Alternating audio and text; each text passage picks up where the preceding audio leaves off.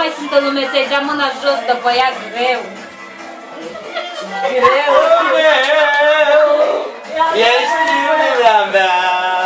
Ce-ai mâncat cu cola sau mâncat?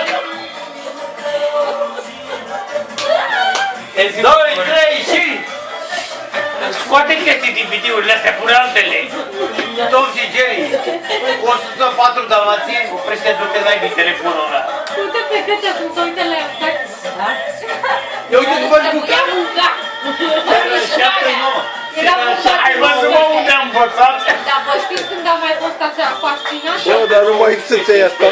Când a venit aia lui Burea la Ivona, acolo la Snap și avea geanta. Da. Și toată era terminată cum se uită la ea. Și a fost fascinată. Dar știi ce am făcut eu lui aia lui Burea? Ți-am mai povestit eu, nu? Când am dus eu la câmpul în motovenit. Când am pus frână și a venit român ca pe 3 scaune pe acolo pe dedesubt. Aici mai cere Deni odată melodia. Știi, nu? Ți-a mai zis ție. I-a plăcut rău asta. Nu, mă, i-am mai pus eu.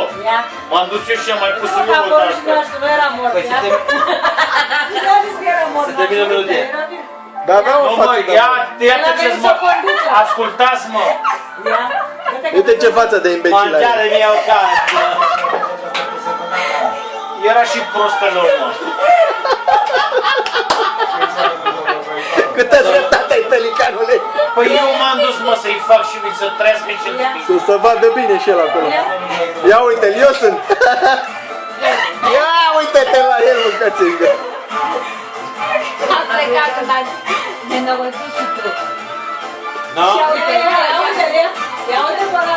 Erai beat aici, mă? La moră că nu erai creat.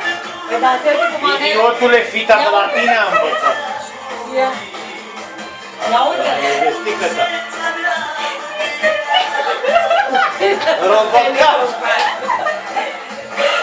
Ia uite. Deni, ce nu înțelegem multă lume, ești pe muzică. Boris. Ești pe muzică. Te asortezi cu ritmul, tu, nu? Stai să vă nașă dacă e pe muzică. Stai să vă nașă. Nu mai vine Bulucea. Uite-l pe Cornel, uite-l Nu e, mă, el atunci, eu spun eu, el vrea să ducă la... Nu, el vrea să ducă la Fly Taxi.